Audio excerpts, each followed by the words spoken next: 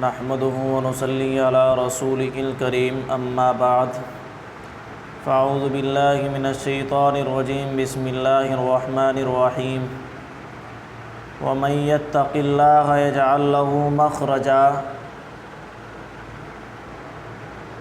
ويرزقه من حيث لا يحتسب صدق اللہ العظیم۔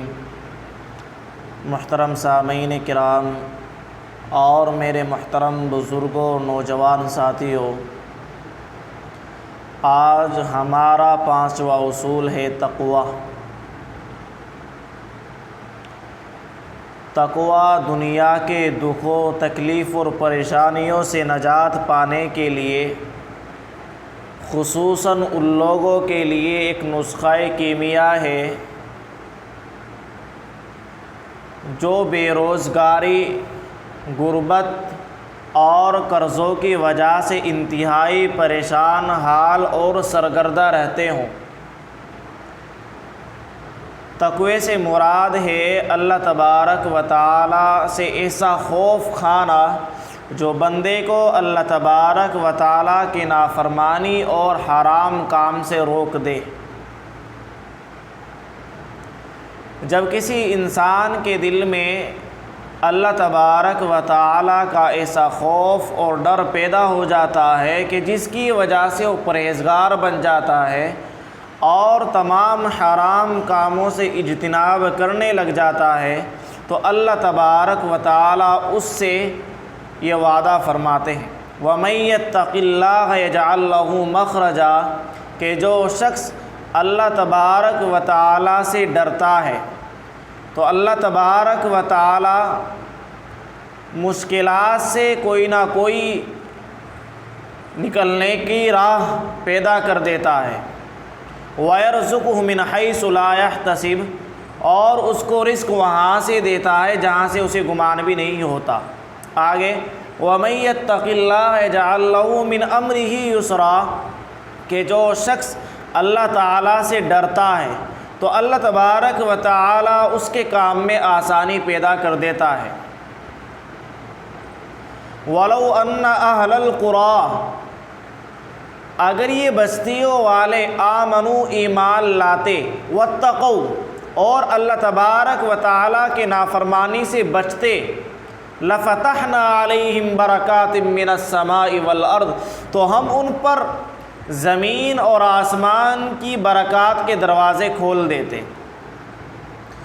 ان تمام آیات میں اللہ تبارک و تعالی نے خوشحالی اور کامیاب زندگی کے حصول کا ایک عظیم اصول متعین کر دیا گیا ہے، اور وہ یہ کہ اللہ تبارک و تعالی سے ڈرتے ہوئے اس کی نافرمانی سے بچنا، کیونکہ ایسا کرنے سے اللہ تبارک و تعالی بندے مومن کے لیے مشکلات سے نکلنے کا راستہ بنا دیتا ہے اور اس کے ہر کام میں آسانی پیدا کر دیتا ہے، اور اس کے لیے اوپر نیچے سے رزق کے دروازے کھول دیتا ہے۔ اب آئیے ذرا اس اصول کی روشنی میں ہم اپنی حالت کا جائزہ لیں۔ ایک طرف تو ہم خوشحالی اور کامیاب زندگی کی تمنا رکھتے ہیں، لیکن دوسری طرف ہم اللہ تبارک و تعالیٰ کی نافرمانیاں کرتے رہتے ہیں۔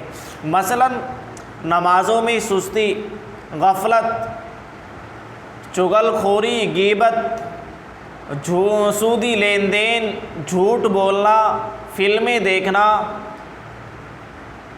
قرابت داروں اور والدین سے بدسلوکی کرنا وغیرہ۔ بھلا بتلائیے اس حالت میں کیا ہمیں خوشحالی نصیب ہو سکتی ہے؟ کیا اس طرح پریشانیوں کا ازالہ ہو سکتا ہے؟ ہرگز نہیں ہو سکتا۔ اور ہمیں یہ بات بھی یاد رکھنی چاہیے کہ ان نافرمانیوں کی موجودگی میں خوشحالی کا نصیب ہونا تو دور کی بات ہے، موجودہ نعمتوں کے چھن جانے کا بھی خطرہ ہے۔ اس کی واضح دلیل حضرت آدم علیہ السلام اور ان کی بیوی حضرت حوا کا قصہ ہے۔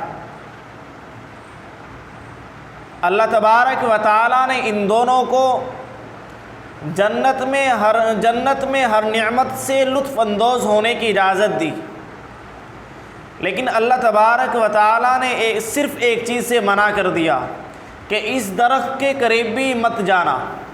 لیکن شیطان کے پھسلانے پر ان دونوں نے اس درخت کے پھل کو چکھا، تو اللہ تبارک و تعالیٰ نے جنت کی ساری نعمتوں سے محروم کر کے زمین پر اتار دیا۔ ان کی ایک غلطی جنت کی ساری نعمتوں سے محرومی کا سبب بن گئی، اور آج ہم کتنی غلطیاں کرتے ہیں اور پھر بھی ہم خوشحالی کے متمنی ہوتے ہیں۔ یہ ہماری غلط فہمی ہے۔ اسی طرح ابلیس کا قصہ ہے، اللہ تبارک و تعالیٰ نے اس کو حکم دیا کہ حضرت آدم کو سجدہ کرو، لیکن اس نے تکبر کرتے ہوئے سجدے سے انکار کر دیا، تو اللہ تبارک و تعالیٰ نے اسے ہمیشہ کے لیے ملعون قرار دیا۔ صرف ایک سجدے کی سزا تھی، یہ صرف ایک سجدے کی سزا تھی، اور آج ہم دن رات میں کتنے سجدے چھوڑتے ہیں۔ مثلاً 5 نمازوں میں منمانی کرتے ہیں، جب جی میں آیا پڑھ لی، جب جی میں آیا چھوڑ دی۔ تو بھلا بتلائیے ایسی حالت میں کیسے خوشحالی نصیب ہو سکتی ہے؟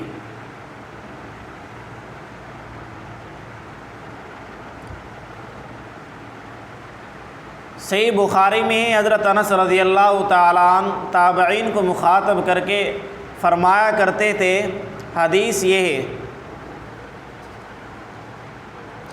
انکم لتعملون اعمالا ہی ادق فی اعینکم من الشعر ان کننا